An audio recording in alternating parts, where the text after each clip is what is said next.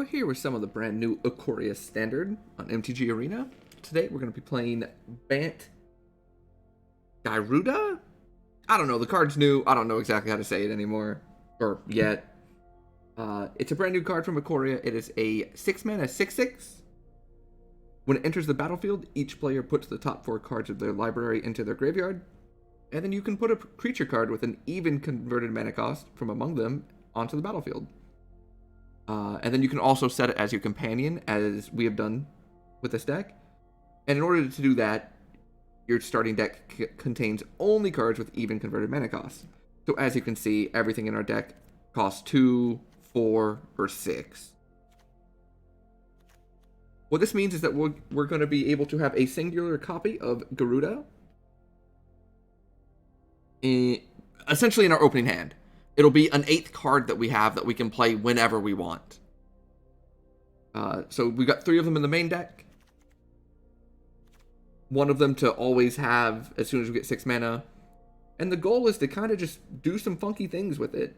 By using Gyruda and Thassa, you get to blink the Gyruda, get something else into play again, copy it multiple times. Spark Double, if you return it from your graveyard to the battlefield with Gyruda, you get to copy Gyruda and do it again, and then you have a 7/7 as well.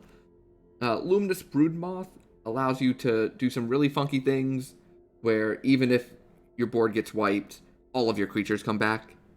And then just a couple other things, some early spells, Paradise Druid and Growth Spiral to ramp us up, Destiny Spinner and Charming Prince to give us some early creatures and some things to do, whether it be the activated ability on Destiny Spinner, or just making it where our creatures can't be countered is also very nice.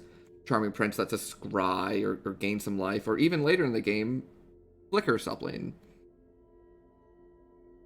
Some other 6s we're playing around with are Dream Troller, a new card called Kogla, the Titan Ape. When it comes into play, you fight Suppling, and when it attacks, you get to destroy a target artifact or enchantment the defending player controls. And then Riddlemaster Sphinx just is a 6-mana 5/5 flyer that when it comes into play, you get to bounce Suppling. So we'll see how it goes. We'll play 5 games. 5 games is usually what we do around here.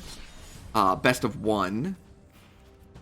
And let's go down to standard ranked and see what's up. So we'll try to play some games here. See how we do. The other day we played a new Arclight Phoenix deck. That was okay. Speaking of okay, this hand's fine.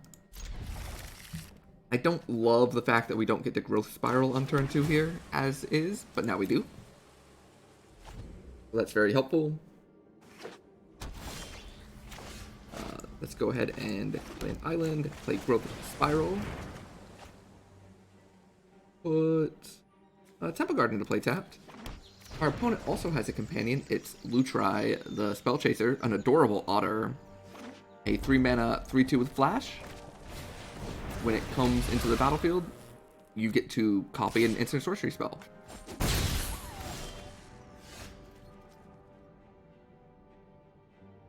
This is a 2-mana 1/1 Flying Haste, and whenever you cast a non-creature spell, you put a +1/+1 counter on it. Okay, I think this is normally called something different. Yeah, Sprite Dragon. Okay. I see what's happening. So it looks like we will not get to... I think Spark Double is just ours, so...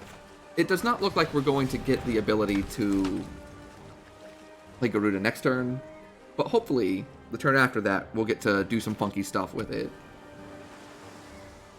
And Destiny Spinner makes it where our creatures cannot be countered at the moment. Well, that lasted as long as it could.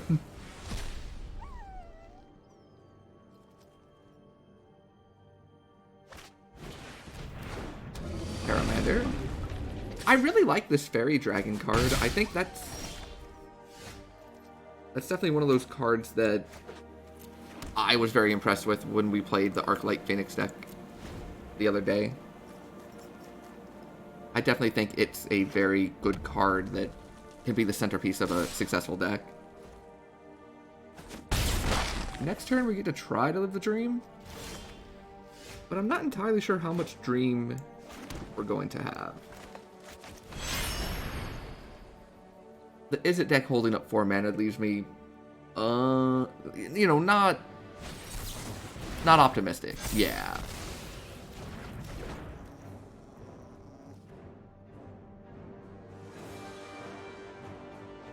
This deck is definitely something that's potentially very powerful,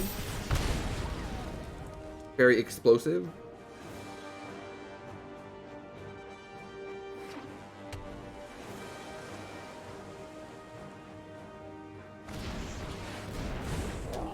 Although we are getting, we're getting pretty worked over here.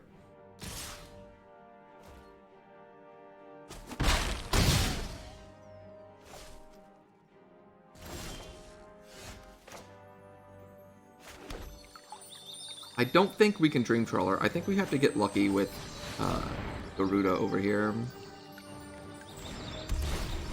Alright, let's see what comes into play. We get to mill 4 on each side.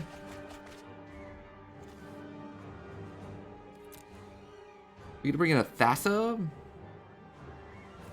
I think we just want to take a Riddlemaster Sphinx and bounce their Fairy Dragon. And now we have 11 power on the board. Next turn we get to Spark Double and Charming Prince. We can Spark Double the Riddlemaster Sphinx. We can Spark Double the Gyruda, either one. Charming Prince can even gain us some life depending on what the situation's looking like. How many spells do they have? 2?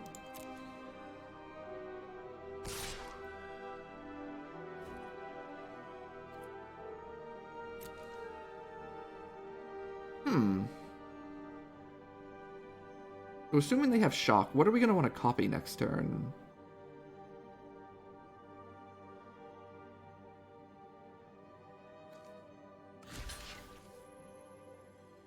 I think copying the Gyruda makes a lot more sense.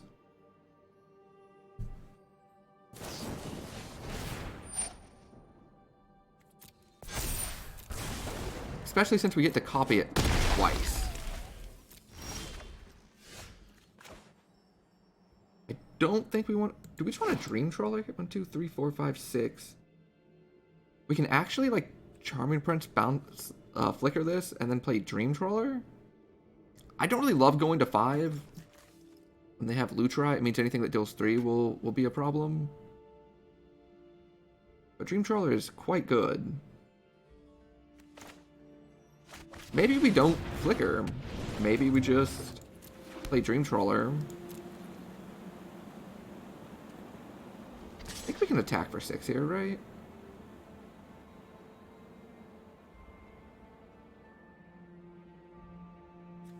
We better not. Let's just go ahead and untap, and then next turn, things should start popping off.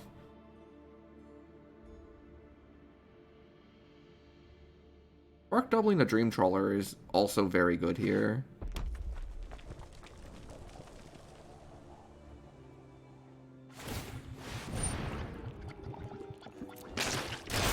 Becomes a 5/5. They have 1 card in hand. I think we just take it.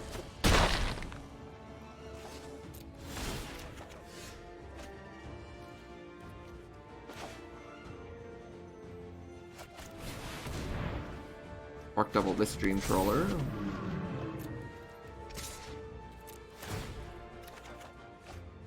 Should have attacked with the 6/6 there.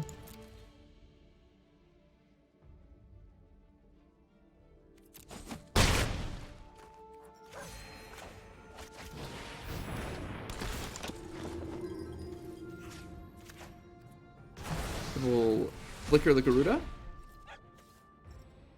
We'll hold these 2 cards to protect our Dream Trawler.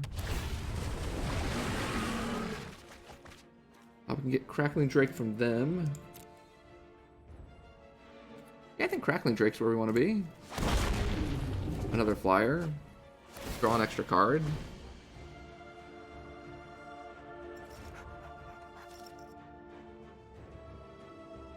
And it really feels like we've turned the corner here. Yeah, there we go. So we missed an attack with a 6/6. But not too shabby. Nice little start. We were able to fend off an aggressive start from the Izzet deck with the Fairy Dragon. The Sphinx being able to bounce the pumped up Fairy Dragon was a pretty big deal. I definitely like having at least one copy of that Sphinx for this deck. Not usually a card that you would think of being constructed playable.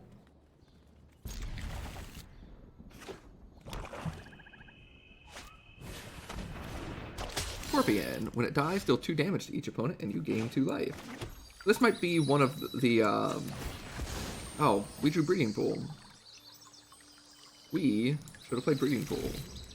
This could be one of the Rakdos / Mardu like sacrifice decks. In fact, it looks to be so. We'll see how we fare against them. I don't think we want another Thassa. They also have a companion, Luris. Luris says that they can cast something 2 or less every turn from the graveyard. I think we can just get rid of this.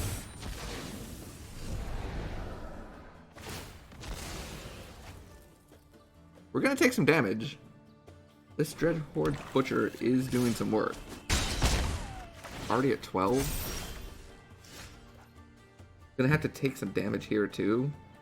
If we want, excuse me, if we want to play Thassa. But I guess the question is, do we want to play Thassa? I think, yeah. We have to take 2 no matter what. Play anything. I don't want to take 2.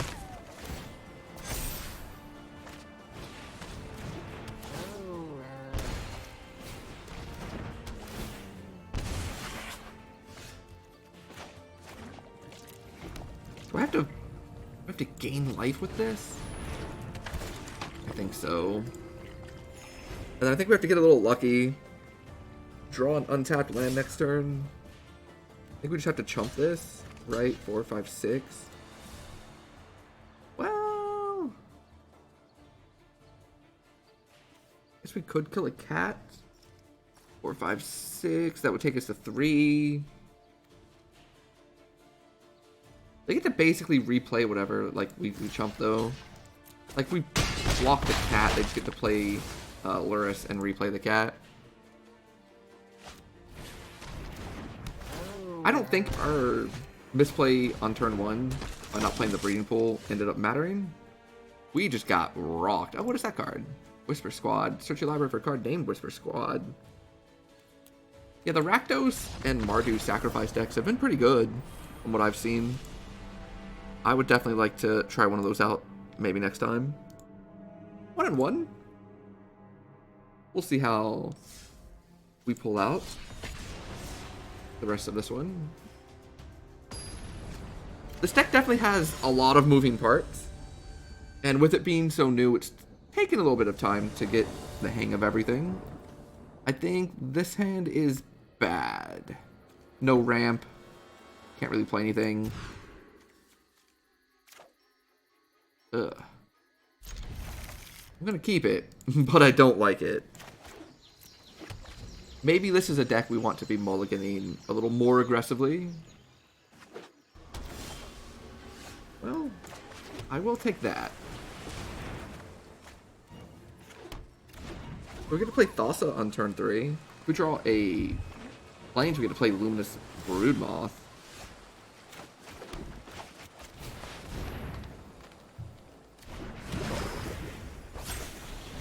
I do love the Thassa animation.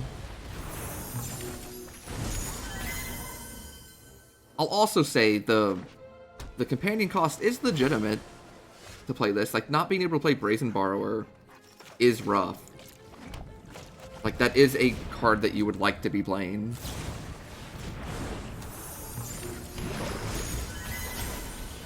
But I think just having the extra copy basically as an 8th card is just way too important. But we'll have to see how the games play out. You know, I might be incorrect. Maybe more interaction, and just having it in the deck is kind of a just kind of another card would be better. I don't expect this to resolve.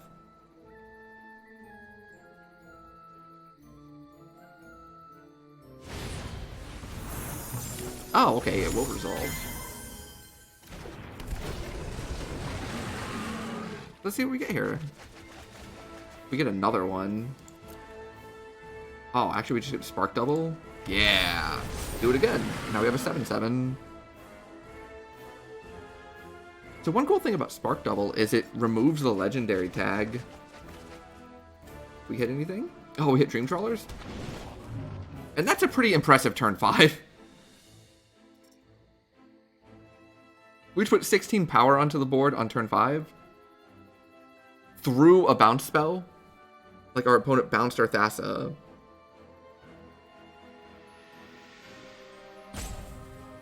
This deck is very explosive when it does its thing. It feels like it's doing things that aren't reasonable for standard.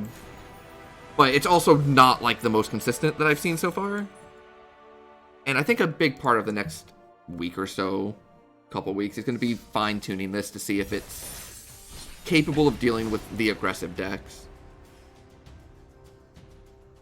Not having things that cost 1 or 3 in the deck does make it where you're on the back foot against aggro. And Charming Prince is doing the best it can, but not always enough. This is one of those hands that it might be a mulligan. I know I clicked. Need to take more time coming up with that.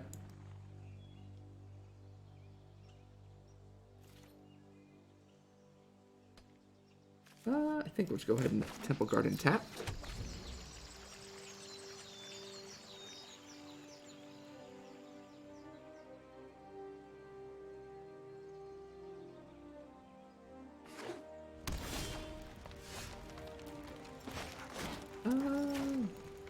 Yeah, I think I want to go ahead and just play this.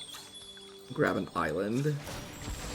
I know we don't have any 3s, but if I draw, say, Growth Spiral, I'm going to want to have the island.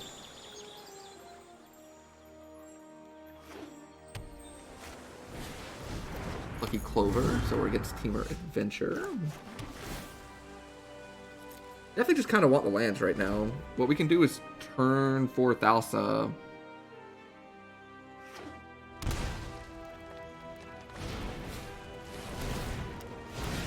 And then if we get the Gyruda going, being able to blink it just provides so much value. As you saw, just getting one extra trigger off of it is pretty impressive. Against Teamer Adventures, I don't think we have a lot of hits in the deck. On their side, I think most of their creatures are odd. Brazen Borrower, Edgewall Innkeeper, Bonecrusher Giant, Beanstalk Giant, Lovestruck Beast. All of these are odd costs, so slightly higher chance to fail with our Gyruda trigger, but I don't think we're really... I think that's already a bad thing if we had to take one of theirs, I guess, is what I'm getting at.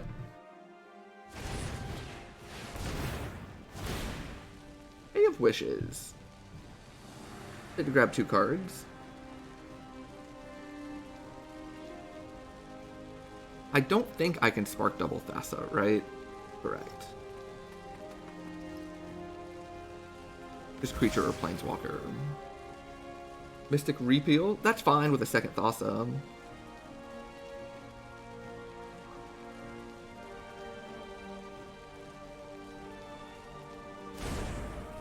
And Ether Gust.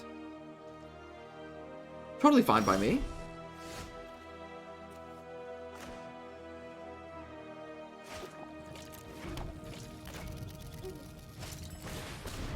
I mean, this will get Ether Gusted probably, and we'll put it on the bottom, but not that big of a deal. And if it doesn't, then we're guaranteed to cast Gyruda next turn.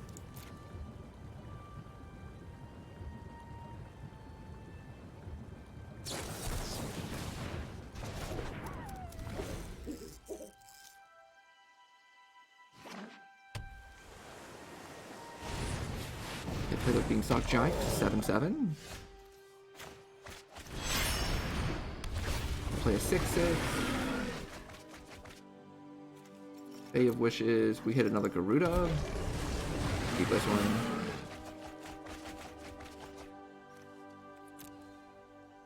Thassa. And then we'll blink Gyruda.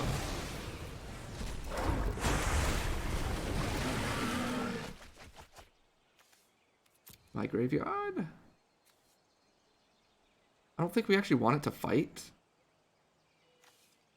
I think we just want to, like, blink their giant. And now we have, what is that, 17, 18, 19 power on the board? On turn 5, and win. This deck is super explosive. The biggest thing for me is that getting the ability to put it as a companion, where it's always in your hand, and it's always going to be able to be played as soon as you have 6 mana. It's such a level of consistency that we've never really seen in Standard before. It's basically your commander, right? Like, that's basically what we're working with. I think it's a really cool mechanic. And I hope that when it's all said and done, it provides a lot of more enjoyable games. Hopefully there's nothing too busted with it. But we'll see how it goes. I've been doing some pretty busted things. Let's do our 5th game. It looks like they are also Gyruda. Except they have, like, the cool thing to do with it. Oh, this thing? No, I do not. They have the cool art style. A lot of the new cards, for those that don't know, have this, like, crossover alternate art from, like, Godzilla. And they look really, really cool. I think one of the cards is called, like, Space Godzilla. Uh-oh. They are going to get to play theirs next turn. I'm still a couple turns away.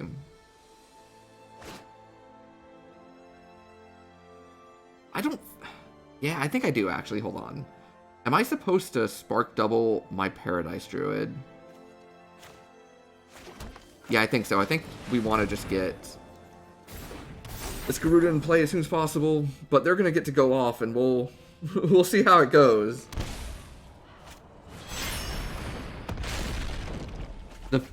It's not very likely that they whiff here, considering both of our decks are doing this. I guess one thing we can hope for is to, since we're going second, get to deck them. Because I'm expecting a lot of triggers here. I am expecting a ton of them. How many cards? 43? 43 would be tough. But it's what we're down to.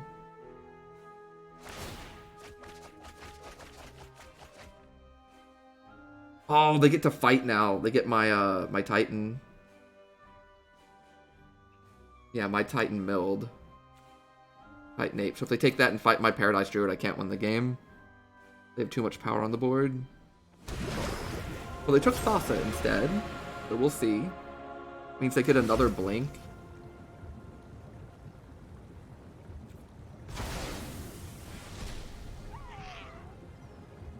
It is just so unlikely that we can actually deck them here, right?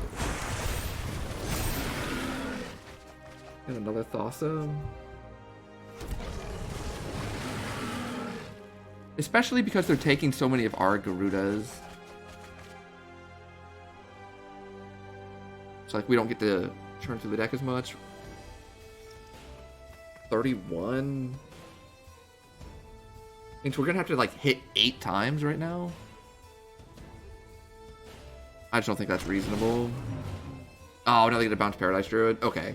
Yeah. So it looks like, in the mirror, whichever one goes first is going to win. I shouldn't say whichever one goes first. I should say whichever one gets to cast Gyruda first in the mirror is going to be at a huge advantage. Because when both decks are going, doing their, like, when both decks have these same cards in them. The ability of being able to take your opponent's ones too just kind of makes it go crazy. But we went 3-2 with it. One loss being the mirror. One loss being an aggressive Rakdos deck. But the other 3 games didn't even really feel close. I guess the Is It one that we played first felt close for a little bit, but by the time the game was over, it was a blowout. But yeah, that was this deck, and that was a very fast 5 games. My big takeaway is that it seems really good. I'm sure it needs to be tweaked some more. Figure out exactly the best way to optimize it, whether that's an attempt to go full-blown ramp all in. Like our opponent in the last round had the 2-mana 1/3 that taps to add a mana for a creature.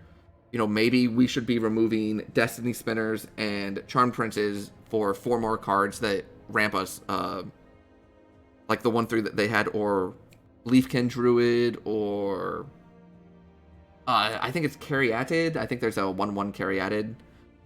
You know, maybe all-in ramp is better. Maybe it's better to just... Maybe your matchups against the more aggressive decks will be better if we pull back from the all-in ramp side and try to find some 2 to 4 mana interaction that could go well. Regardless, this is obviously very powerful. It's very, very strong. You saw, for us and against us, really silly things happening. A lot of power being put onto the board at a very rapid pace. So I think Gyruda is for sure for real. How good it's going to be, time will tell as people adjust to the meta, as people optimize how to play it, how people optimize their decks against it. We'll see if maybe things like Grafdigger's Cage becomes good, becomes like a widely played card. We'll see how it is after sideboard. This is best of 1, so that is a little different than best of 3. Maybe there are sideboard options that are better. But this was really fun. It was cool to play. It felt like you were doing some awesome things. Big fan. So I want to thank you for hanging out. Glad to check out this new Ikoria standard, and I will catch you next time.